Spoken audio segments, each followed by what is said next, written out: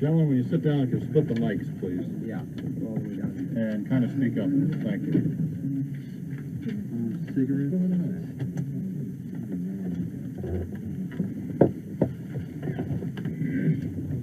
Hey, as you look at the table, Dave Hebler is on the show.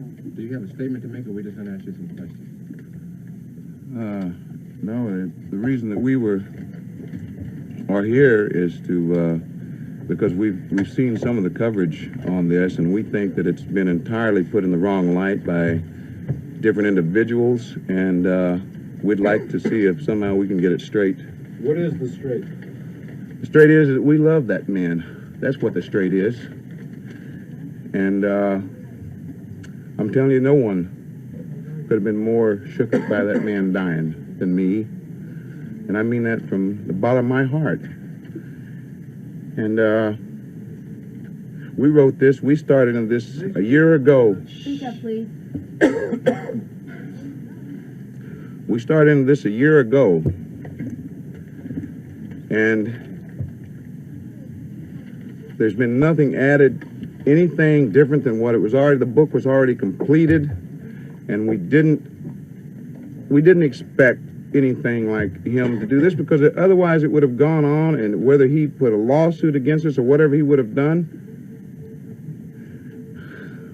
But if you love the man, why do you drag all of this information out and make it public? Have you read the book? I have not. Okay. Wait till you read it. I'm reading the synopsis. Right. Well, read the book, please.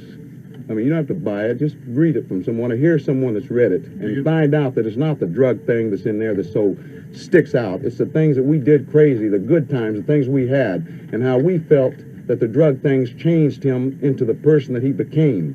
That's all, his health and everything. But we did not specify that the drugs were the whole thing throughout. I understand that. Why do you want to tell that part, that side of Elvis? Well, ever since I've known Elvis, this man has needed a challenge, and he's met it. He did it in 1973. When he is overweight, he was going to do a satellite show going into 25 countries, 1 billion people. People had never seen him perform before, and he knew it, and he went on a diet. He got down to about 165 pounds, the best I had seen him look in several years, and he put on a dynamite show. And then he went right back to what he was doing before. He just didn't care. I don't know if he was getting bored. He loved performing, but the time in between, all the time that he wasn't on that stage for that hour, I guess the man was just bored, and he was trying to find different things to do. He would get toys or things, grown-up things like three-wheelers, and ride them around Memphis just for an hour or so, just to get out. I mean, the man was limited.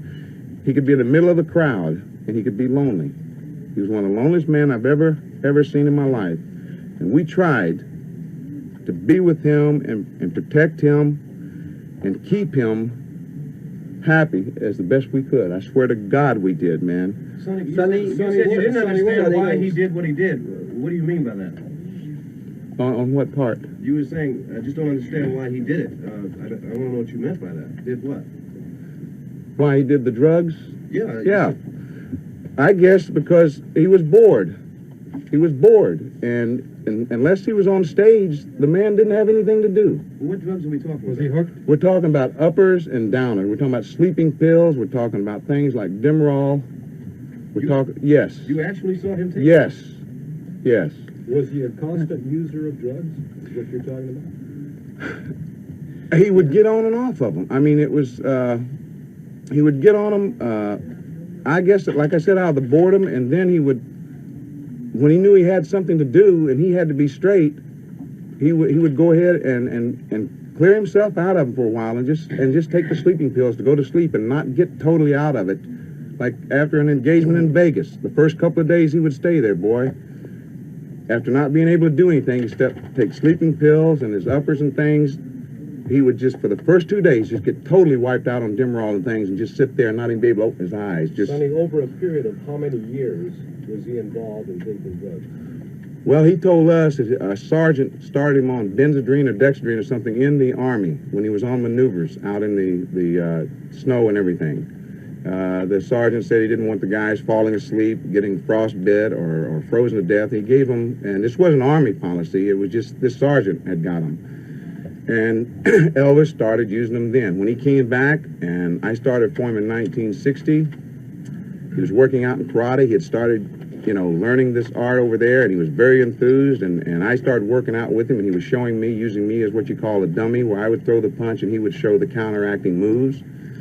And we started coming out here on the movies, and we started taking the diet pills with him because he was, at the time, it was just diet pills, and then he would take sleeping pills to counteract and go to sleep, and we did the same thing. We were out on locations, we were playing football in 100-degree weather out here at Caneo on Flaming Star, and the director, no one knew how we did it. It was because of the uppers. Well, based on what you know then, do you believe that he died of natural causes, or do you believe that he died of a drug overdose? I don't know, because I think one might contribute to the other. I think that, I'm not a doctor, I don't know what drugs do to your body, but I would think that over a period of time, that if you took enough drugs, down drugs, regardless of, you know, what he did with them, as long as he took them and kept taking them over that period of time, I would think that the body would start deteriorating. I would think that the heart wouldn't be used to the up and down that it would be underneath the pressure from cocaine or from uppers and then back to a real low beat. I don't know. I think cocaine. Did he say cocaine too? Yes. Sonny, there were reports that not only was he pretty heavily into cocaine and quaaludes, but that he also was on some of the even harder stuff, the good hard drugs, heroin, for example. Did he ever do that? I swear to God, I never saw him take any heroin. Never. I think it might have frightened him. He felt manipulating. That's how he got into the downers, because in the movies, he noticed himself up on the screen talking so fast that he felt that he needed to counteract it and slow down, because he would say, I can't even understand that southern guy up there talking about himself. And he started experimenting with things to get him up and things to keep him there instead of taking him on up as high as the diet pill would, because I think that he was inhibited by cameras. He could get in front of a live audience and, man, everything came out of him. But I just think the impersonality of a camera and the way it stares at you, and I felt that he felt really shy, because he was basically shy, and I think that he felt basically shy in front of the camera so much that he started giving these to give him confidence, because I've taken diet pills and they give you confidence. Did he ever have illegal supplies of drugs, or were they all prescription drugs? No, the only ones I knew of were prescription, but in such amounts. He had so many doctors. Cocaine? Well, the cocaine didn't come from the doctors. It came from people that got it to him that weren't associated with him in the capacity of a doctor. And there's an incident in the book relating to that, about how my cousin Red charged in to stop it one time. I think he broke the guy's toe or something going through the door, and told him that he was going to break him up if he didn't quit getting the stuff to him. And Elvis heard about it, and meantime they had been mixing BX powder, or whatever you'd call it, with the stuff and grading it down. And it wasn't doing anything for him. And then he asked the guys about the stuff, and they finally admitted that they were scared and had been frightened by Red. And he called Red and Joe into a bedroom at a hotel on tour, and he told them that there would be no more bullying tactics, no scaring tactics, because these guys were scared of him, and that they discussed it for a while. And then finally he looked at Red and said, I'll never forget it, he said, I need him, man, I need it. And Red said, if you need it, then I won't ever do anything else about it. And that was the last attempt that Red had made from then on to stop things getting to him. We used to take things that came to him and break them down and change them. Change what was in the pain pills and things that he took. See, this is why I say it was all prescription stuff that he would get, that I saw it, except for the cocaine. Did the other doctors know? In other words, he had 3 or 4 doctors who would be maybe giving him the same prescription. One doctor wouldn't know. In different cities and not knowing it. Yes, sir, that is very possible. The person who put the book together, Dunleavy, he said, I don't know if you've been pleased with the... Only being out when he was a week and a half, 2 weeks at a time, just from the plane to the hotel, from the hotel to the building to do the show, and back to his hotel room, and locked in there till he left the next day. And when he couldn't stay up high, and he was just bored, and he would take these things to get him on stage and do it. And then he would take something to put him out so he could go to sleep, because he had to get up the next day and go to another city. But once he's on the stage, he's performing with everything he's got. He loved it. Dave, how do you feel about all this? Dave, are you in agreement? Yeah. Yeah. Did you see all this yourself? I'd like to respond to it in a couple of ways. Number one, I'm a little bit distressed about the total emphasis on drugs and that particular aspect of our life, Elvis's life, because it really wasn't, you know, just that. There were a number of things. We lived with the man, you know. We loved him, we cared for him, and I think it was reciprocal. The book very clearly, I think, demonstrates that we had nothing but total respect for the man. We wanted more than anything else to see him as he was in his prime, on the stage just knocking him dead, you know. I think he was a victim of himself and the image and the legend. Do you regret having written the book, and what impact do you think his death is going to have on it? I don't have regrets for writing the book. I have a lot of sorrowful feelings about the timing, because what's happening now, the rumors that are going about, is that there are some rumors around trying to portray us as bloodsuckers who wrote this book to capitalize on the death of Elvis Presley. And they never seemed to realize that the book was written a year ago, when he was alive. Well, Dave and Sonny, at the spur of the moment, many times before, Elvis used to go up and just buy gifts for people, automobiles and everything else. Why did he do that? He loved to give. Did the drugs have anything to do with that?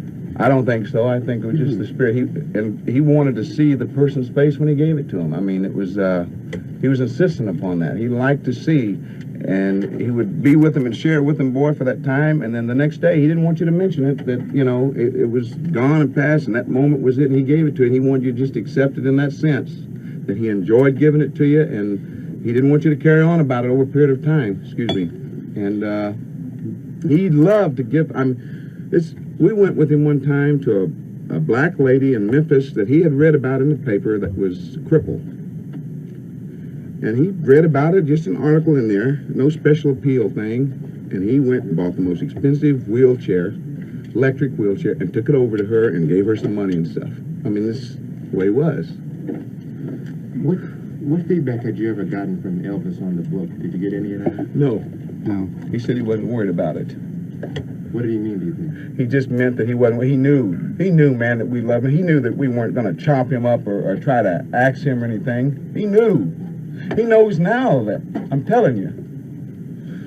What was the purpose of calling this press conference? I'd like you to spell it out. To counteract what we think people have gone around without reading the book, just going out and thinking from hearing from someone on a certain individual on different shows about their reaction to the book, and they haven't read the book, and then some of the people that are talking haven't read the book, and we think that I think it deserves a fair thing for us to be able to say our side and how much we did love the guy and how much admiration we had for him. When we wrote this book, it was out of bitterness and hurt to start with. I tell you, when we were given 3 days notice by his father and a week's pay, after 16 years, 20 years, 2.5, 3 years with Dave, we all had families, and he wouldn't talk to us himself. He flew out of town, and he had his father do it. Why did he terminate you? At the time, it was told us by his father that there was a cutback on expenses, which I knew wasn't true. And he called me, and he said, so we're going to have to let a few people go. And I said, and I'm one of the people? And he said, yeah. He said, but there's going to be others. And I asked him, well, would you tell me who? And he said, no, I'd rather tell him personally. It turned out to be Dave and Red. And since then, there have been rumors that got back to us that it was because of the lawsuits that were against him. One for me, where I had hit a guy up in Tahoe that was trying to break in a locked exit door and turned out all our utilities, and had drawn back on Elvis's stepbrother. When I got to the hallway, he was drawn back, and I hit him, and that was the only time. I thought he chops, and Elvis had never touched him. So that was going nowhere. But it was a hassle. He had to go give his deposition. He had to go up to the hotel there, to Tahoe, and give a deposition. And the man put his hand out to this guy, Ashley, that was hurt when we let go. And what about when you wrote the book? Well, if you read the book, I don't think you'll see bitterness. Well, I don't have time to read the book before I write a story. We have a daily paper to think about. I haven't got time to sit down and read the book. I've got to hear what you have to say.